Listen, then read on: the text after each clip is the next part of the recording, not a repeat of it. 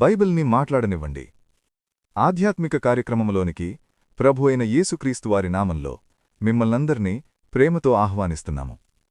ఈరోజు అంశం: నేను క్రైస్తవుడనని చెప్పుకుంటూ దయ్యంలా దేవునికి వ్యతిరేకంగా జీవించడం. ప్రపంచంలో మెజారిటీ ప్రజలు తాము క్రైస్తవులమని చెప్పుకుంటున్నారు, కాని వారి ప్రవర్తన మాత్రం దేవునికి వ్యతిరేకంగా దెయ్యాల్లా ఉంది. వారు క్రీస్తు పేరును చెప్పుకుంటూనే భక్తిహీనంగా దెయ్యాలవలే జీవించడం వల్ల దేవుని నామానికి మహిమ కలగకపోగా వారి కారణంగా దేవుని నామం దూషించబడుతోంది. ఇక్కడే అసలైన సమస్య ఉంది.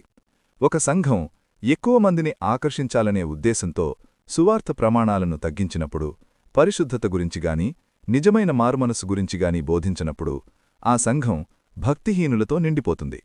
వారి పనులను చూసి లోకస్థులు దేవుని నామాన్ని దూషిస్తారు.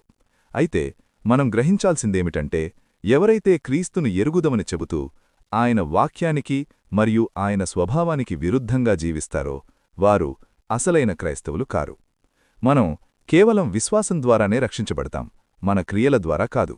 కాని మీరు అర్థం చేసుకోవాల్సిందేమిటంటే, నిజంగా రక్షించబడిన వ్యక్తి నూతన జన్మ పొందుతాడు.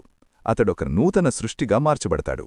దేవుడు తన శక్తిని కనబరచడానికి వారిలో ఒక గొప్ప కార్యాన్ని చేస్తాడు. దేవుడు వారిని క్రొత్త ఇష్టాలు, క్రొత్త కోరికలు కలిగిన నూతన వ్యక్తులుగా మారుస్తాడు. తద్వారా వారు క్రీస్తును సేవించాలని, పరిశుద్ధంగా జీవించాలని ఆశపడతారు. కాబట్టి బోధకులారా, మీ స్వలాభం కోసం వాక్య ప్రమాణాలను తగ్గించకండి. దేవుని వాక్యాన్ని ఉన్నది ఉన్నట్లు చెప్పండి. విశ్వాసులారా, వాక్యాన్ని పరిశీలించండి.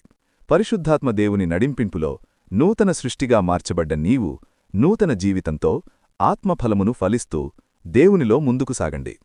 ప్రార్థన చేసుకుందాం. తలలు వంచండి. మహాఘనుడా, స్తుతులకు పాత్రుడా, పరిశుద్ధుడా, ధవళసింహాసనసీనుడా, సర్వాధికారి, మీకే వందనాలు. ఇంతవరకు వాక్యంతో మాట్లాడారు దేవా. వాక్యంలోని పరిస్థితిని చూపించారు.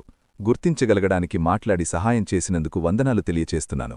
అవును దేవా, ఈ వాక్యం ప్రకారం బ్రతుకులు మారునట్లు, మార్పు చెందునట్లు, అలాగే రక్షించబడిన విశ్వాసులముగా వెలుగు ఫలము ఫలించేవారిగా, మీ నామము దూషించబడకుండునట్లుగా ప్రవర్తనలను మార్చుకుని ముందుకు నడవడానికి మీరే మాట్లాడి సహాయం చేశారు.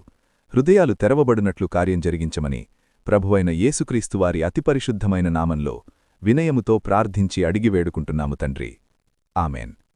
దేవుని రాకడా మరియు దేవుని పిలుపు ఆలస్యమైతే, దేవుడు అవకాశమిస్తే తిరిగి మరలా మరో అంశంతో కలుసుకుందాం. అప్పటివరకు అందరికీ వందనాలు. Take care. Have a good day. Bye.